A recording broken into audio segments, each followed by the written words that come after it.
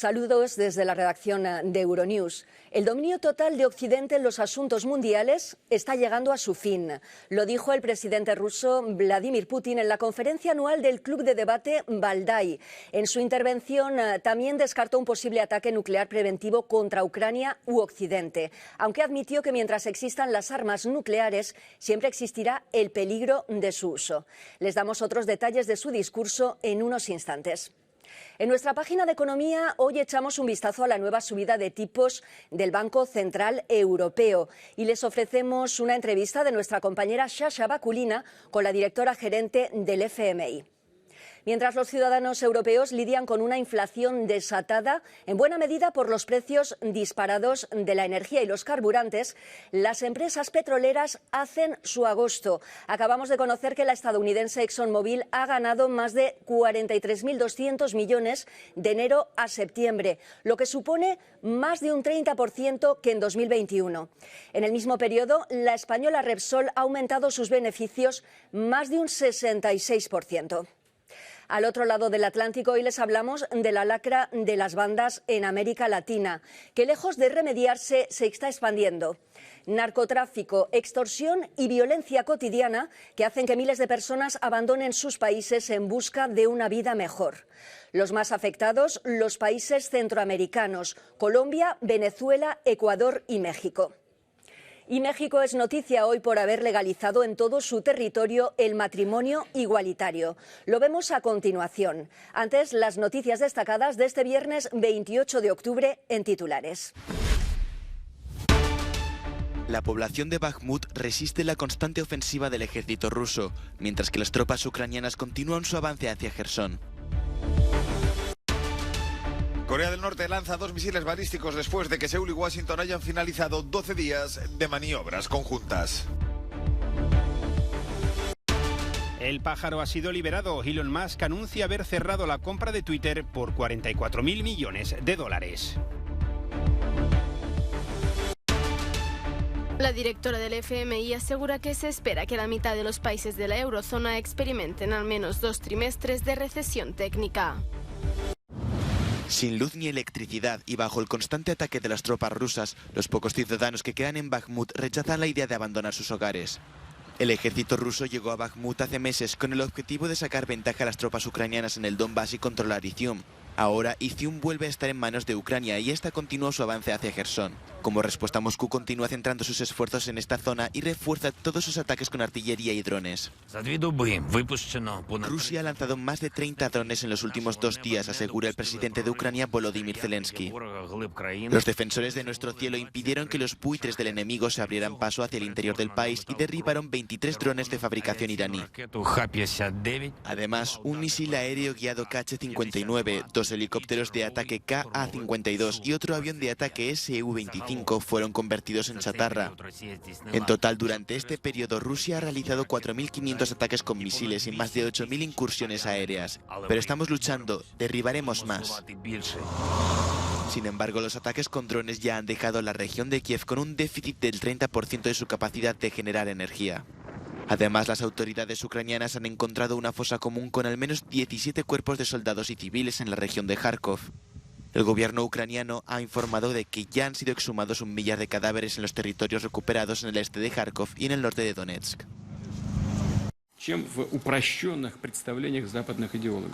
Vladimir Putin predice el fin del dominio occidental. En un largo discurso ante expertos en política internacional en el Club de Debate Valdai, el presidente ruso expuso su visión del mundo en el contexto de la guerra en Ucrania. Ahora el periodo histórico de dominio total de Occidente en los asuntos mundiales está llegando a su fin. El mundo unipolar se está convirtiendo en una cosa del pasado. Estamos en un giro histórico. Por delante está probablemente la década más peligrosa, impredecible y al mismo tiempo importante desde el final de la Segunda Guerra Mundial. Putin, cuyo ejército invadió Ucrania hace 8 meses, acusó a Occidente de jugar sucio. Acusó a los países occidentales del sabotaje de los gasoductos Nord Stream. Es horroroso, señaló, pero estamos presenciando estos tristes acontecimientos. Dijo que tener el poder sobre el mundo es la puesta en el juego de Occidente, un juego, en su opinión, ciertamente peligroso, sangriento y sucio. Vía Twitter, el asesor del presidente de Ucrania calificaba el discurso de Putin digno de un análisis de Freud, señalando: quien invadió un país extranjero, se anexionó su territorio y cometió genocidio, acusa a otros de violar el derecho internacional. Desde Estados Unidos, el secretario de Defensa Lloyd Austin describió a Rusia como una amenaza grave. La estrategia de defensa nacional describe sin rodeos a Rusia como una amenaza grave, y elegimos la palabra grave con cuidado, porque a diferencia de China, el desafío que Moscú supone puede cambiar a largo plazo. Reconoció su preocupación por una posible escalada con Rusia y dijo que la respuesta de la comunidad internacional sería significativa si lanza un ataque nuclear. Polonia desmantela 4 monumentos de la época comunista a los soldados del Ejército Rojo soviético. Este acto forma parte de una campaña para eliminar los símbolos de la dominación rusa tras la Segunda Guerra Mundial, para mostrar que Polonia condena la actual guerra del Kremlin contra Ucrania. Para Karol Nawrocki, presidente del Instituto del Recuerdo Nacional, estos monumentos representan un sistema capaz de esclavizar a otras naciones. Es el símbolo de un sistema que después de 1945 convirtió en sus vasallos y colonizó a media Europa, incluido nuestro país, Polonia. Un sistema que siguió asesinando a los héroes polacos en sus cámaras de tortura secretas de seguridad, en los bosques, en las calles. La mayoría de los monumentos derribados estaban dedicados a los soldados soviéticos caídos mientras luchaban contra las tropas alemanas nazis. La legislación rusa prevé hasta 3 años de cárcel para quien retire monumentos históricos, incluso en países extranjeros. Corea del Sur ha detectado el lanzamiento de misiles balísticos de corto alcance por parte del vecino del norte. Han sido 2 proyectiles que han impactado en el mar y es la primera vez que se dispara este tipo de armamento en 2 semanas.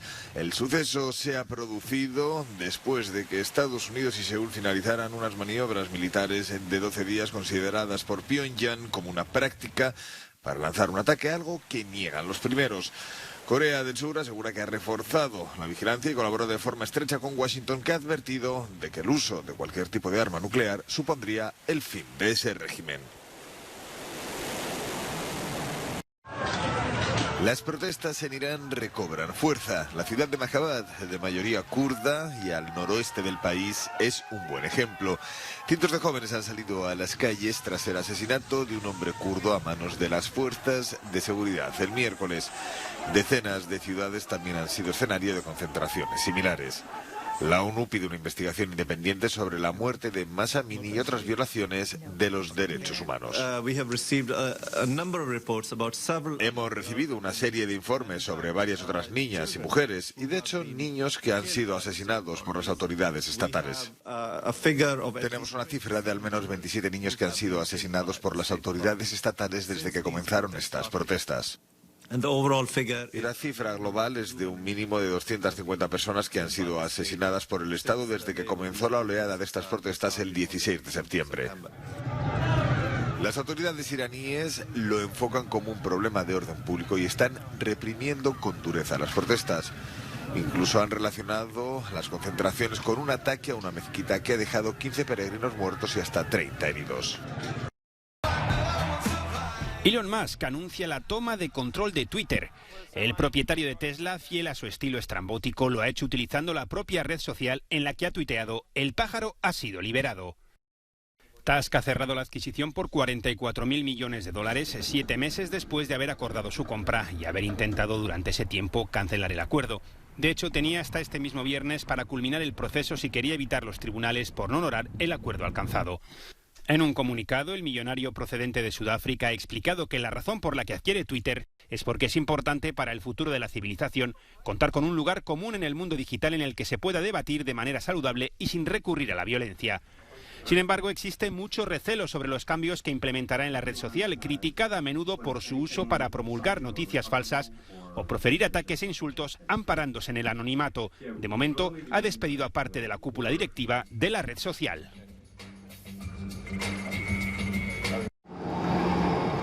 Con la inflación disparada en la eurozona rozando el 10%, el Banco Central Europeo vuelve a subir los tipos de interés en 3/4 de punto, llegando al 2%. Con unas perspectivas económicas sombrías, su presidenta advierte de nuevas subidas para asegurar el retorno de la inflación a su objetivo del 2% a medio plazo. La actividad económica en la zona euro probablemente se desacelerará significativamente en el tercer trimestre del año y esperamos un mayor debilitamiento en lo que queda de año y a principios del próximo. Al reducir los ingresos reales de la gente y aumentar los costes para las empresas, la alta inflación continúa frenando el gasto y la producción. La severa interrupción en el suministro de gas ha minado rápidamente la confianza de los consumidores y las empresas, lo que también está pesando sobre la economía. Los consumidores se enfrentan desde hace meses a precios récord de los combustibles y la energía, y ahora muchos verán aumentar las hipotecas de sus viviendas. Es un coste adicional, un coste bastante considerable para algunos, sin duda, y hay que tener en cuenta que las economías europeas ya se están desacelerando bastante y hay previsiones de recesión para los próximos meses y posiblemente para 2023. Pero cuando se observa lo que está pasando en este momento, la confianza del consumidor está cayendo. Los últimos datos sugieren que la confianza de consumidores y empresas está bajando. Aumentar los tipos no ayuda. No se espera que los costes bajen mientras la guerra en Ucrania mantenga altos los precios del combustible. En cuanto a los tipos, las condiciones globales adversas podrían obligar al BCE a más subidas en 2023.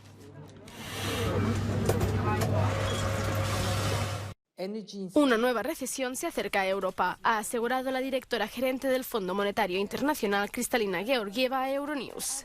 La política búlgara ha explicado que el horizonte económico se ha ensombrecido considerablemente con la invasión rusa de Ucrania, ya que Europa es muy vulnerable a las crisis energéticas. El impacto a las economías europeas es tal que, de hecho, esperamos que la mitad de los países de la eurozona experimenten al menos 2 trimestres de crecimiento negativo. En otras palabras, una recesión.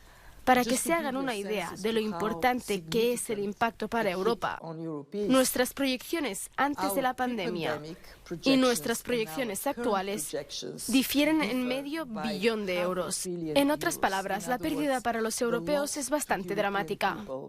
Y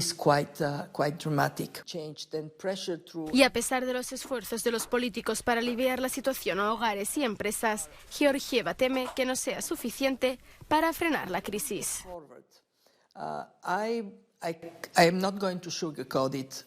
No lo voy a endulzar. 2023 será más duro que 2022.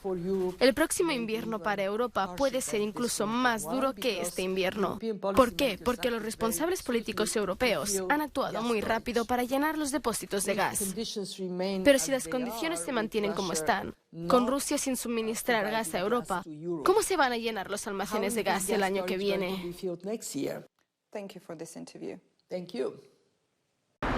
Sube el paro, pero también se crea empleo en España. La tasa de desocupados se ha elevado hasta el 12,67% en el tercer trimestre del año, dejando en más de 2.980.000 el número de parados. No obstante, el número de trabajadores ocupados ha marcado un nuevo máximo de los últimos 15 años. Se crearon 77.700 puestos de trabajo, más de los que se destruyeron. Y es en esa cifra positiva en la que ha hecho hincapié la ministra de Economía, Nadia Calviño. Vemos que tenemos más de 20,5 millones de personas trabajando en España, más de 23,5 millones de personas activas. Esto quiere decir una cifra récord de ciudadanos que están activamente buscando trabajo. También tenemos un mínimo histórico en la tasa de temporalidad, que confirma el impacto de la reforma laboral. Los datos de la encuesta de población activa, dice Calviño, sitúan a España en una posición fuerte ante el incierto contexto internacional. Una persona ha fallecido y otras 4 han resultado heridas en el ataque con cuchillo de un hombre en un supermercado a las afueras de Milán, en Italia. El agresor, de nacionalidad italiana y 46 años, presenta problemas psicológicos y fue detenido por la policía poco después de ser reducido por varios clientes. El incidente tuvo lugar a las 6:30 de la tarde en Assago, un suburbio de Milán. Concretamente fue en el supermercado del centro comercial Milan Fiori. El fallecido es un empleado de la tienda. Entre los heridos se encuentra Pablo Marí, futbolista español del Arsenal, cedido en el Monza italiano. Se encontraba en el centro comercial con su familia cuando resultó herido en la espalda, cerca del hombro, aunque el cuchillo no alcanzó ningún órgano vital, por lo que se encuentra fuera de peligro. El ataque fue indiscriminado y se cree que el detenido cogió el arma del propio supermercado, lo que, unido a sus problemas psicológicos, hacen que de momento se descarte cualquier hipótesis relacionada con un ataque terrorista.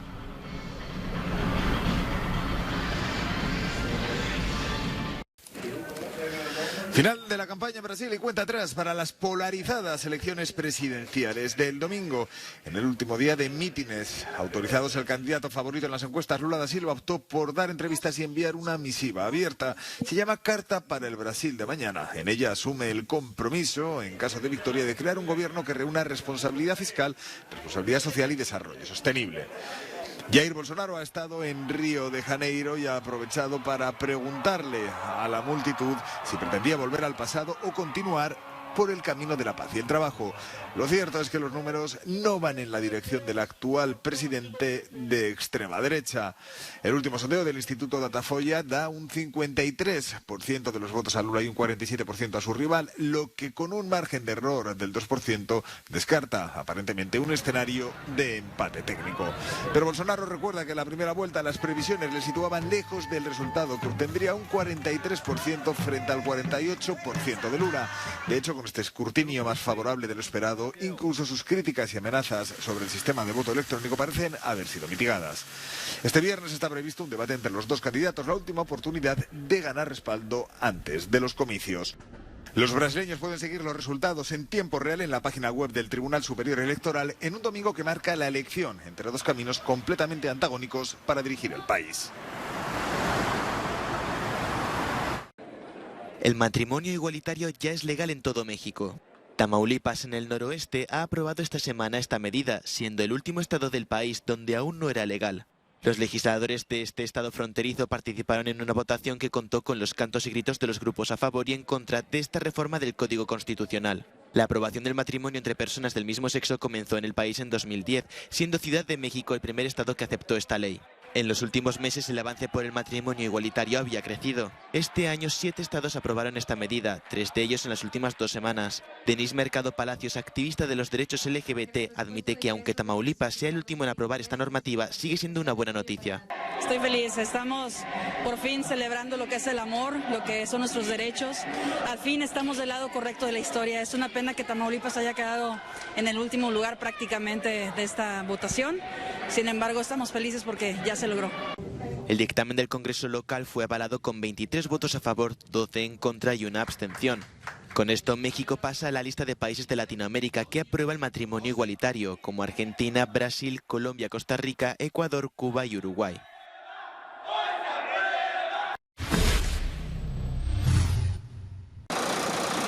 La violencia de las bandas desangra América Latina. En Ecuador el número de homicidios ha aumentado un 60% con respecto al año anterior y ya suman un total de 1.200. La ciudad de Guayaquil es una de las más afectadas por un cóctel de violencia en el que también entra el narcotráfico, las matanzas en las prisiones y unas fuerzas de seguridad sobrepasadas. Desde el puerto del enclave se envían estupefacientes a Europa y Estados Unidos. En 2021 se alcanzó un récord de incautaciones con 210 toneladas, la mayoría de cocaína. La población está atemorizada por tiroteos que son frecuentes. Cuando hay balacera, nosotros lo que hacemos es buscar tirarnos al piso. Porque imagínate, esta pared se aguanta, pero el techo no. Esta pared sí aguanta porque este es hormigón. Esto aguanta una bala, pero el cine no aguanta una bala. Y nosotros cuando escuchamos todo, nosotros decimos balacera. Ya, o sea, para nosotros ya es normal. Esta misma semana la policía militar tomó el control de una barriada de Tegucigalpa, la capital de Honduras, dominada por pandilleros. Los delincuentes habían obligado a las familias residentes a abandonar sus casas. En este país la violencia también tiene cifras, más de 18 homicidios por cada 100.000 habitantes en lo que va de 2022. Los agentes quieren garantizar el bienestar en la zona. La responsabilidad nuestra como institución de momento solamente es atender la problemática en la comunidad y poder generar las condiciones de seguridad para que la población en primera instancia se mantenga con seguridad y con calma, y que aquellos que han tomado la determinación de abandonar sus hogares puedan también tomar la decisión de retornar. Honduras forma parte del llamado Triángulo Norte de Centroamérica, junto con Guatemala y El Salvador, una de las zonas del mundo con mayor número de muertes violentas. Es el territorio en el que actúan, en la mayoría de los casos con total impunidad, organizaciones delictivas como la Mara Salvatrucha o Barrio 18.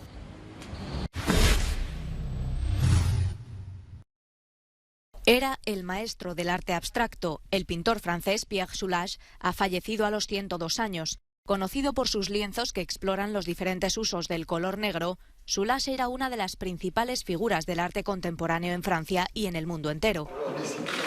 Padre de lo que llamó outre noir, otro campo mental más allá del negro, Pierre Soulages supo reinventar este color sacando la luz. Sus obras son vívidas metáforas de las que cada uno extrae la esperanza, en palabras del presidente francés Emmanuel Macron.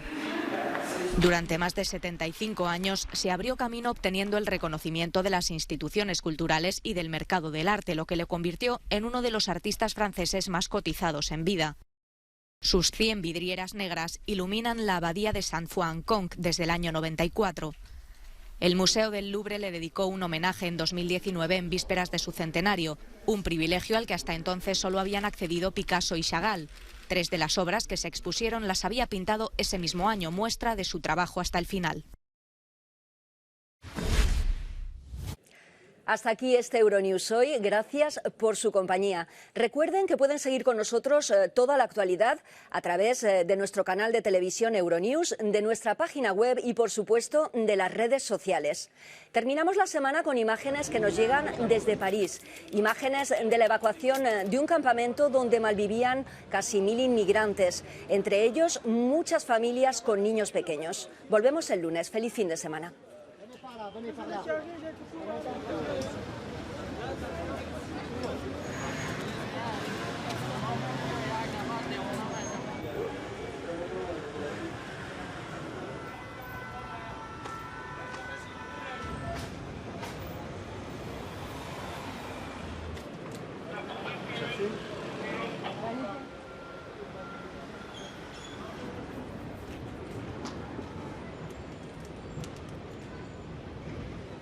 Salimos, pero